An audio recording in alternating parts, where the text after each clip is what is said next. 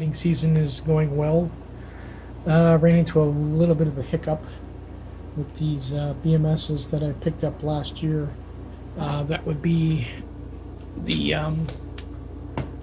what's the brand here? Efixmans. Pretty much knockoffs, but actually they worked pretty good, or still work pretty good. This one had an issue that I'm still trying to figure out. The way the BMX works is it draws power from the leads and basically keeps these FETs here active, keeps them connected, which bridges the connection and gives you your DC. The issue I had, even when you unplugged it, this was still active. So I was under the impression that these FETs were blown and they were dead short. So I went through all the trouble of depotting it, which is basically, it's not even potting material, it's plastic. If you're really slow, you can use needle nose and just peel it off, which I did. The only thing I can see of this being a problem with this piece here, it was using these little tabs for the heat, to transfer the heat. There's oil coming off of those, and it was, you can see it, it's all in there, it's all shiny, and it was all in there. This area here was all touching the FETs, so I'm guessing maybe it became conductive, because the minute I remove this, it's fine now. It powers up, it gives you power. As soon as you unplug that, it kills it. So it's doing exactly what it's supposed to do. I'm just basically, I've been charging it up and checking the cells to make sure there's no issue with the charge circuit or the balancing circuit. I don't want to lose a set of batteries. But it is pretty cool that you can actually strip it. If you're really careful, you won't pull any pieces off. One thing I do like about this design is the balance circuit is separate from the high side. So if these do fry, you can just bridge this here, and the balance circuit would still keep your batteries within balance. You can still charge it up, just as long as you don't hit your low voltage cutoff. That's still up in the air. I don't even think that's going to work.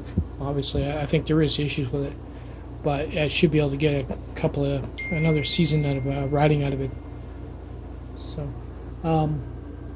you can still sandwich it with these pieces here. You're just going to have to use grease, and there'll be a gap, which actually I don't mind, because I much prefer the way it is now compared to this. This is supposed to be somewhat watertight. There's no way.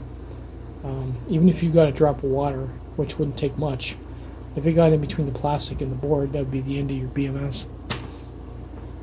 Not a very good design.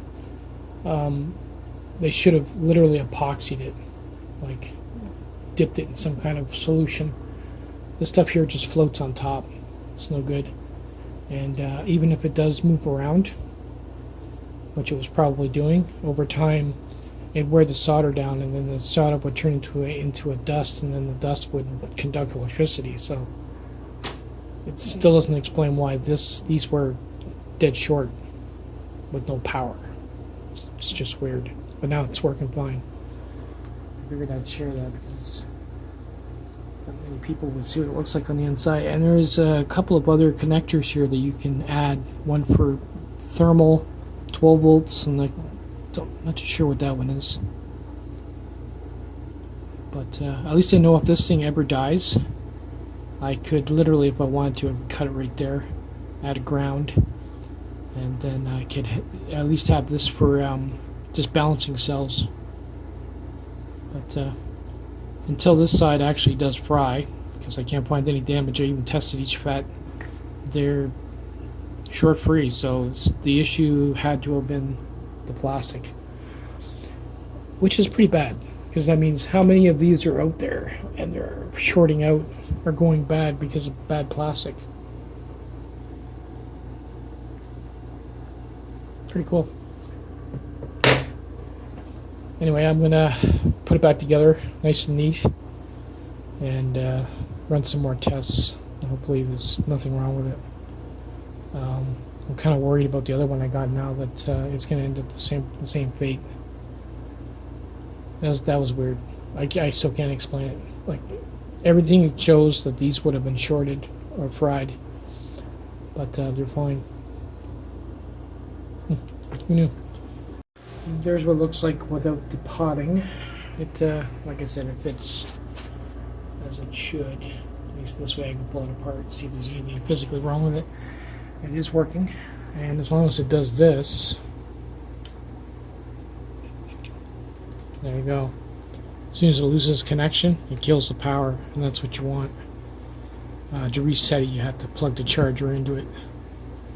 But it's still functioning as a BMS, so I'll keep an eye on the voltage on each cell just to make sure they're still balancing properly. And other than that, it's still functioning as BMS. We'll have to see what it's like when I put a load on it. If it keeps kicking out when I know the battery is fully charged, I'll just take an alligator clip with me and clip it here and here to get home, and go from there. I'll probably put a switch on it.